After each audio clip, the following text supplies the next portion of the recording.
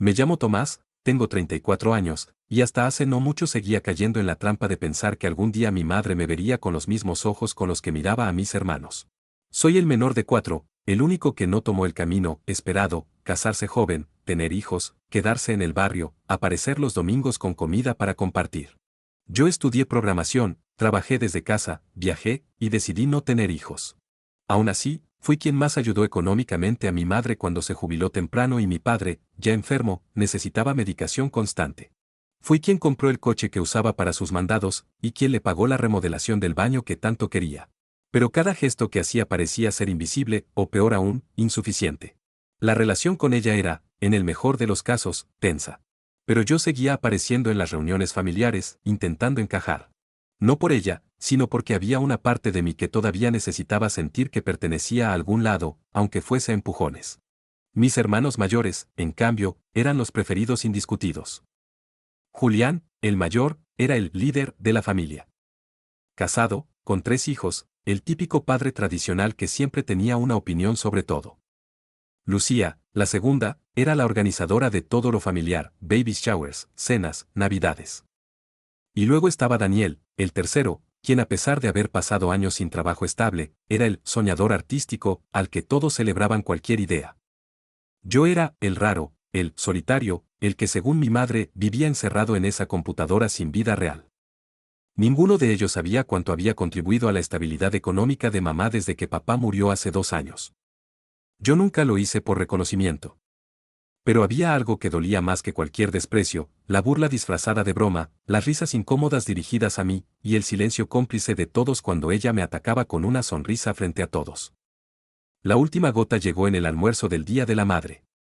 Lucía organizó todo en su casa: mesa larga en el jardín, mantel de flores, postres caseros, una caja de regalos envuelta con cintas para mi madre. Todo parecía armónico, pero yo ya iba con una sensación tensa en el pecho. Había preparado un regalo distinto ese año: una caja negra con una carta escrita a mano y algo más dentro, algo simbólico, pero contundente. La tenía en el asiento del acompañante, lista para entrar conmigo. Apenas llegué, saludé a todos con un gesto amable, como de costumbre. Lucía me ofreció una copa de vino, Julián hizo su típico comentario de «mira quién salió de la cueva». Reí por compromiso. Tomé asiento al final de la mesa, como siempre. Mi madre se sentó en el centro, como una reina en su trono. Vestía de rosa, con su collar favorito, el que yo le había comprado en un viaje a Lisboa. La comida fue normal, hasta que llegó el momento de los brindis. Lucía, con su tono de presentadora de televisión, se levantó y dijo: «Quiero que brindemos por mamá, por todo lo que hace por nosotros. Sos un ejemplo, siempre lo fuiste. Y sé que estás orgullosa de nosotros». Todos asintieron.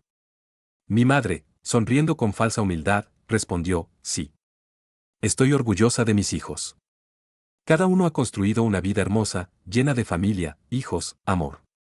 Bueno, excepto del fracasado que tenemos sentado ahí al fondo». Y giró levemente su cabeza hacia mí. Sonrió. Julián soltó una carcajada. Lucía se tapó la boca, conteniendo la risa. Daniel bajó la mirada, incómodo pero sin decir nada. Los nietos se rieron porque vieron a los grandes hacerlo. Yo no dije una palabra. El aire se volvió espeso. Mi garganta se cerró, y sentí que algo dentro de mí simplemente se apagaba. Me levanté despacio. No con rabia, no con un discurso heroico. Solo me puse de pie, tomé la caja negra del suelo junto a mi silla, la coloqué suavemente en el centro de la mesa frente a mi madre y dije, sin emoción en la voz: «Para ti, mamá. Feliz Día de la Madre». Ella se quedó mirando la caja con una ceja alzada, como si sospechara que era algún tipo de truco. Nadie dijo nada. Yo giré sobre mis talones y caminé hacia la entrada. No corrí, no temblé. Solo me fui. Y mientras cerraba la puerta detrás de mí, apreté el llavero del auto, ese mismo SUV de lujo que le había regalado 2 años atrás cuando se le rompió el suyo. Lo tenía rastreado. Me subí, conduje unas cuadras, y estacioné en la esquina mientras abría el sistema desde mi celular. Lo desactivé. Luego envié una notificación al seguro: recuperación de vehículo. En ese momento, me entró la primera llamada. Lucía. Luego Julián. Ignoré ambas. 5 minutos más tarde, escuché el grito. No el de rabia, ni el de sorpresa. Fue uno desgarrador. Un grito lleno de furia e incredulidad. Porque en esa caja negra, además de una carta escrita con toda la calma del mundo, había una copia del título del coche a mi nombre y los documentos de cancelación de seguro. También, una nota simple: este regalo fue condicionado al respeto. Como no cumpliste tu parte, yo tampoco tengo por qué seguir cumpliendo la mía. Y aún no había leído la segunda carta. Una más corta. Una que dejé dirigida a todos mis hermanos. Y que contenía un solo dato que iba a sacudir su mundo por completo. La segunda carta, la que dejé debajo de la primera dentro de la caja, tenía una copia. La original la había enviado por correo certificado el día anterior, asegurándome de que llegaría a las manos de Lucía, Julián y Daniel. Porque si algo había aprendido en todos estos años era que en esta familia, las palabras habladas se olvidaban, pero los papeles quedaban. Esa segunda carta no contenía insultos, ni reproches, ni discursos emocionales. Solo hechos. Datos. Cuentas. Documentos que ellos no sabían que existían, pero que eran parte silenciosa de la vida que llevaban. Porque mientras ellos se burlaban de mí, mientras me trataban como un fracasado, yo fui el que sostuvo más cosas de las que podían imaginar. La carta comenzaba con una línea sencilla: durante los últimos 5 años, he asumido personalmente el pago de la hipoteca de la casa de mamá. A continuación, detallé los montos. Las transferencias bancarias. Los recibos. El saldo restante. Todo lo que había salido de mi bolsillo, mes a mes, mientras ellos seguían con sus vidas. También incluí lo siguiente: cuando papá murió, mamá tenía 2 opciones: vender la casa o aceptar mi ayuda. Ustedes ni siquiera ofrecieron acompañarla al banco. Yo sí. Luego les expliqué cómo logré renegociar la hipoteca a mi nombre, cómo asumí la deuda para evitar que perdiera la casa. Y cómo, a pesar de todo, mantuve en secreto mi contribución para no humillarla ni hacer sentir menos a nadie. Porque todavía creía que con el tiempo, me verían como un hijo más. Como un hermano más. Me equivoqué. En el segundo párrafo les dejé saber que, desde esa tarde, todo había terminado. He notificado al banco mi decisión de rescindir el contrato y dejar de cubrir los pagos. Tienen 30 días para encontrar una solución o asumir la deuda ustedes mismos. Adjunto número de contacto y condiciones del acuerdo. Sabía que nadie de ellos podía hacerse cargo. Lucía apenas llegaba a fin de mes entre los gastos de su marido desempleado y sus 3 hijos. Julián, aunque presumía de estabilidad, tenía deudas ocultas que apenas disimulaba. Daniel vivía en un monoambiente con su novia, tratando de vender cuadros por Instagram. Pero no lo hice por venganza. Lo hice por mí. Por cerrar un ciclo. Por recuperar el aire que tanto tiempo me fue negado. Esa misma noche, apagué el teléfono. Me encerré en mi departamento con una copa de vino, sin revisar redes sociales, sin mirar el reloj. Dormí como no había dormido en años. A la mañana siguiente, tenía 47 llamadas perdidas. La mayoría de Lucía. Una de un número desconocido. Y una sola de mamá. No dejé que ninguna pasara del buzón de voz. Pero el mensaje que sí escuché fue el del número desconocido. Hola, soy el abogado de la familia Torres. Represento a su madre, la señora Elsa. Necesitamos comunicarnos con usted urgentemente respecto a la situación hipotecaria y ciertos documentos que ha enviado. Le agradeceríamos mucho que nos llamara a la brevedad. Lo borré. No había nada más que decir. Una semana después, me encontré con Julián en el supermercado. No nos saludamos. Me miró con una mezcla de odio y súplica, y yo simplemente pasé de largo. Esa fue la primera vez que me sentí libre. Como si una parte de mí hubiera estado encadenada durante años sin que yo lo notara del todo. Y de pronto, la cadena ya no estaba. Los días siguientes se llenaron de mensajes, de intentos de contacto, de excusas camufladas de disculpas. Pero yo no respondí. Porque sabía que nada de eso era real. No venía del arrepentimiento. Venía del miedo. La noticia llegó finalmente 2 semanas después, a través de una tía lejana con la que aún hablaba. La casa había sido oficialmente embargada. Mamá había intentado vender el coche, el que yo ya había recuperado legalmente, para cubrir una parte de la deuda, sin éxito. Julián y Lucía estaban peleados. Daniel, según ella, se había ido a vivir con un amigo en otra ciudad. Y yo estaba en paz. A veces, la gente confunde bondad con debilidad. Confunde silencio con sumisión. Pero cuando alguien da sin pedir nada a cambio durante años, y aún así se convierte en el blanco de las burlas, hay un punto en el que hasta el más tranquilo decide ponerse de pie. Ese fue mi punto. Y cuando lo hice en silencio, pero con precisión. Porque hay algo más doloroso que el grito de una madre al perder lo que creía suyo, darse cuenta de que ese fracasado sentado en la mesa era quien sostenía toda su ilusión. Y que ahora, ya no está. Pasaron 3 semanas. No respondí ni una sola llamada. Cambié mi número, bloqueé sus correos, y cerré la cuenta conjunta que usaba para transferencias familiares. También hablé con mi asesor legal. Quería asegurarme de que no quedara ningún cabo suelto, ni una puerta abierta que pudieran usar para volver a arrastrarme al mismo rol de siempre, el proveedor silencioso, el que no reclama, el que lo soporta todo. Mientras tanto, en mi familia, el caos estaba alcanzando nuevas alturas. Me enteré, otra vez por esa tía que, a diferencia de los demás, siempre me había tratado con dignidad, que mamá se había mudado a casa de Lucía, temporalmente, aunque esa temporalidad se había extendido más de lo esperado. Lucía, madre de 3, con un marido que trabajaba pocas horas y una casa apenas suficiente para su núcleo, ya no podía sostener la carga de tener a su madre bajo el mismo techo. Y menos con lo que vendría después. Porque aunque lo de la hipoteca fue la jugada más ruidosa, no fue la única. Antes de romper todo lazo, dejé una última pieza en movimiento. Un pequeño archivo, guardado en la nube, que contenía un desglose completo de los gastos que había cubierto desde 2018. Desde medicamentos de papá hasta reparaciones de la casa.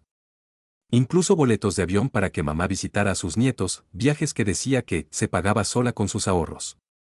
Todo estaba ahí, respaldado con recibos, transferencias, correos. No por venganza, sino porque quería dejar constancia. Por si algún día alguien, quizás uno de esos nietos, se preguntaba por qué el tío Tomás se alejó de todo sin mirar atrás. Esa carpeta fue enviada a cada uno de mis hermanos en un correo titulado, por si algún día buscan respuestas. Lucía me escribió un mensaje desesperado desde una nueva dirección de correo, porque había bloqueado la anterior. Me decía que mamá estaba mal de salud, que no come bien desde lo del almuerzo, y que esto se fue de las manos. Yo lo leí. Cerré el correo. Y lo dejé sin respuesta. Porque lo de la salud era el mismo chantaje emocional que había escuchado desde niño. Cada vez que alguien osaba contradecir a mamá, mágicamente se enfermaba, se desmayaba, o necesitaba que alguien la llevara a urgencias. Siempre fui el primero en reaccionar. Esta vez no. El punto de quiebre final llegó el día en que Daniel apareció en la puerta de mi departamento. No lo había visto desde el almuerzo. Se notaba agotado. Más flaco. Con la mirada apagada. Le abrí sin decir una palabra. Ni siquiera lo invité a pasar. Solo me apoyé en el marco de la puerta, esperando que hablara. Tomás, dijo, con la voz ronca. No vengo a pedirte nada. Eso sería una novedad, respondí, sin disimular el tono. Bajó la cabeza, respiró hondo. Solo quiero entender. ¿Por qué no nos dijiste nunca nada? ¿Por qué seguiste ayudando si te trataban así? Esa pregunta me golpeó. No porque no tuviera respuesta, sino porque era la primera vez que uno de ellos se mostraba verdaderamente confundido, no indignado, no enojado. Solo perdido. Porque durante años pensé que el amor se ganaba, le dije. Que si ayudaba lo suficiente, si daba sin pedir, algún día iba a merecer un lugar. Pero eso no pasa, Dani. No en esta familia. A mamá nunca le importó lo que hacía. Solo lo que no hacía. Y ustedes aprendieron a verla con los mismos ojos. Él asintió muy despacio. No me interrumpió. Y cuando finalmente me di cuenta de que no era parte de la familia, solo una herramienta útil, dejé de jugar al hijo. Y empecé a ser simplemente yo. Un silencio incómodo se instaló entre nosotros. Daniel parecía querer decir algo más, pero no lo hizo. Solo levantó la mirada y dijo, Lucía está desbordada. Mamá no para de llorar. Y Julián está que explota. Dice que esto fue un sabotaje. Solté una risa seca. ¿Sabotaje? ¿A qué? ¿A una estructura basada en desprecio y conveniencia? Daniel se encogió de hombros. No tenía respuestas. Y yo no le iba a dar ninguna más. Dani, no vine a arruinarles la vida. Vine a salir de la mía. Y por primera vez en años, estoy durmiendo tranquilo. Él asintió de nuevo. Se dio media vuelta sin decir adiós y bajó las escaleras en silencio. Cerré la puerta. Me apoyé en ella con los ojos cerrados. Y entonces, sonó mi celular. Un mensaje. De un número desconocido. Solo decía, tengo algo tuyo. Necesito devolvértelo. Es importante. Pero el nombre que firmaba el mensaje, ese fue lo que me congeló el cuerpo. Mamá. Ahí supe que la historia aún no había terminado. Me quedé mirando el mensaje durante un buen rato, el celular pesaba en mi mano como si estuviera hecho de plomo. El tono era extraño, casi frío, pero cuidadosamente cortés. Tengo algo tuyo. Necesito devolvértelo. Es importante. Como si se tratara de una cita entre extraños, no de una madre que me había humillado frente a toda la familia apenas semanas atrás. El detalle que más me incomodó fue la firma, mamá. Nunca firmaba así. Cuando me escribía, lo hacía directamente desde su número guardado o simplemente ponía, llámame, sin florituras. Esto tenía algo distinto. Artificial. Medido. No respondí de inmediato. Me limité a guardar el número como contacto nuevo, sin nombre, solo para asegurarme de que si volvía a escribir, sabría que era ella. La duda empezó a carcomerme, ¿qué podría tener ella mío? ¿Un objeto olvidado? ¿Algo simbólico? ¿O simplemente otra táctica emocional disfrazada de reconciliación? Mi instinto me decía que no era un intento genuino de reparar nada. Ella nunca reparaba. Solo reconstruía la fachada. Esa noche, dormí mal. No por tristeza. Era ansiedad, una especie de inquietud flotante. Soñé con esa casa, con la vieja entrada llena de macetas que regaba con esmero, con el ruido del televisor a todo volumen. En el sueño, entraba y nadie me miraba. Era como un fantasma en mi propia familia. Cuando desperté, el amanecer ya estaba asomando por la ventana. Releí el mensaje. Pensé en ignorarlo. Pero no lo hice. Escribí, ¿qué es eso que decís que es mío? Tardó media hora en responder. Fue como si necesitara consultar con alguien más. La respuesta fue seca, tu carta. La primera. La rompí en un momento de rabia, pero después la junté y la guardé.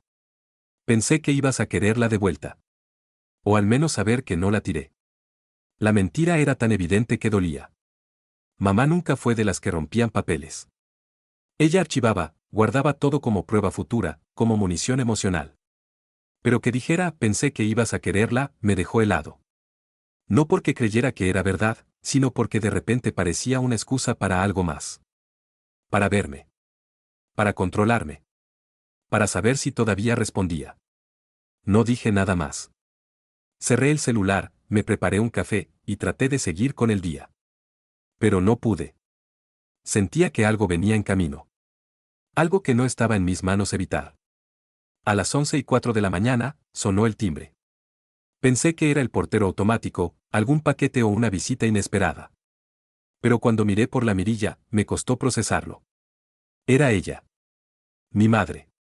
Vestida con su abrigo celeste, peinada como si fuera a una reunión formal, sosteniendo una carpeta negra contra el pecho.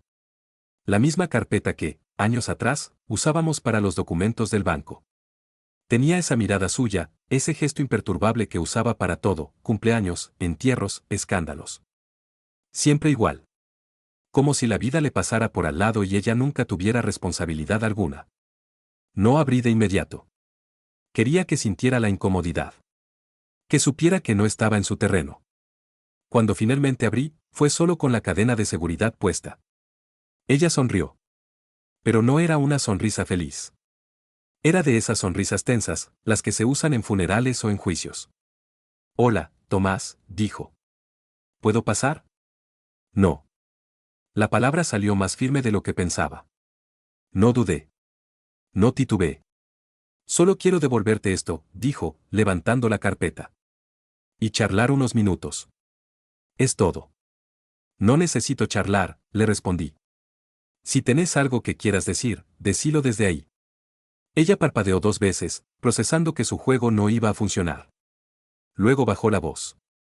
No tenés idea de lo que hiciste. Ah, sí que tengo. Vos solo te diste cuenta demasiado tarde. La tensión era espesa. Incluso el aire en el pasillo parecía inmóvil. La familia está hecha pedazos, susurró. No por mí. Julián no habla con Lucía. Daniel se fue. Y yo, su voz tembló, estoy viviendo en un cuarto que antes usaban para guardar herramientas. La escuché sin pestañear. Por dentro, algo se removía. No porque me doliera, sino porque era la primera vez que admitía haber perdido algo. Ella, la indomable, la inflexible, la arquitecta del favoritismo, de pronto parecía derrotada. Pero no era suficiente. Durante años, le dije, aún con la cadena cerrando el paso entre nosotros, me hiciste sentir menos. Peor. Invisible. Nunca necesitaste un motivo. Te alcanzaba con que yo fuera distinto. Y ahora venís acá, con una carpeta y una voz suave, a contarme que las cosas se desmoronaron. No es mi problema. Ella respiró hondo. Por un segundo creí que se iba a quebrar. Pero no. Recompuso la cara. Vas a terminar solo, Tomás. Solté una risa, cansada, amarga. ¿Más solo que cuando estaba rodeado de ustedes? No lo creo. Ella bajó la carpeta. Parecía más ligera. O resignada. Entonces, supongo que esto es todo. Sí, le dije. Esto es todo. Y sin más, cerré la puerta con la cadena todavía puesta. Lo último que vi, por la mirilla, fue su figura alejándose lentamente por el pasillo, cargando esa carpeta como si pesara 1000 kilos. No miró atrás. Pero algo dentro de mí sabía que eso no era el final. Porque cuando alguien como mi madre se retira en silencio, es porque todavía le queda una carta bajo la manga. Pasaron 5 días después de esa última visita. 5 días de silencio absoluto. No hubo más mensajes, llamadas, ni intentos de contacto. Podría haberme relajado, podría haberme dicho que todo había terminado. Pero conocía a mi madre demasiado bien. Y cuando una persona está acostumbrada a tener el control absoluto, no se despide con un simple, entonces esto es todo. No. Ella estaba preparando algo. Y yo no iba a quedarme esperando a ver con qué me sorprendía. Así que tomé la iniciativa. Fui al banco y pedí un resumen completo de los últimos movimientos de la hipoteca que había estado pagando durante años. También hablé con el abogado que me ayudó a retirar mi nombre del contrato. Le pedí que revisara si alguien había intentado presentar algún reclamo, o si se había intentado revertir el traspaso de titularidad. No había nada, todavía. Pero el abogado me miró con esa expresión que decía, prepárate, algo viene. Y tenía razón. 2 días después, recibí una citación. Mi madre había iniciado una demanda por abuso emocional y abandono familiar. Un invento tan ridículo que hasta el abogado tardó en procesarlo. En el documento, argumentaba que yo me había aprovechado de su vulnerabilidad emocional para poner la hipoteca a mi nombre, que la obligué a aceptar mis condiciones financieras y que luego, sin previo aviso, la había dejado en la calle con ánimo de venganza. Cuando terminé de leerlo, no supe si reír o llorar. No por miedo, porque sabía que no tenía base legal alguna, sino por lo bajo que había llegado. Porque ni en su peor momento fue capaz de reconocer que yo había actuado por amor, incluso cuando ese amor no era correspondido. Mi abogado me tranquilizó, pero también me dio una advertencia, vamos a ganar esto, sin duda. Pero va a ser público. Y doloroso. ¿Estás listo para eso? Asentí. Estaba más que listo. Porque por primera vez en mi vida, no me estaba escondiendo. Ya no me callaba para mantener la paz. Y si eso significaba enfrentar a mi madre en un tribunal, que así fuera. El juicio fue breve. Mamá se presentó con una abogada joven, seguramente recomendada por alguien de su círculo. Llevaba el mismo abrigo celeste de la vez anterior, el rostro maquillado como si fuera una víctima de guerra. Habló con voz temblorosa, fingiendo lágrimas, diciendo que nunca pensó que su hijo menor sería capaz de destruirla. Pero los documentos hablaban por sí solos. Los años de transferencias bancarias, los pagos constantes, los correos agradeciéndome por ayudarla, las conversaciones con el banco donde ella misma firmaba los cambios. Todo estaba ahí. Incluso el mensaje de texto que me envió firmando como mamá, que revelaba que tenía mi número y sabía cómo contactarme, desmintiendo cualquier idea de abandono.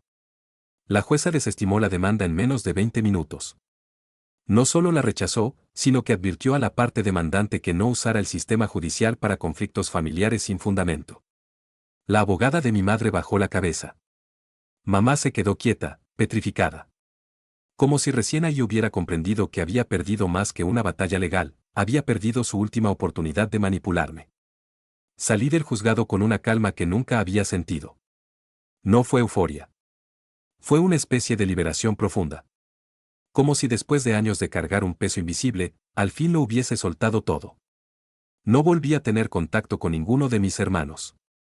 Supe por terceros que Julián intentó unir a la familia para enfrentarme, pero nadie quiso seguirle el juego.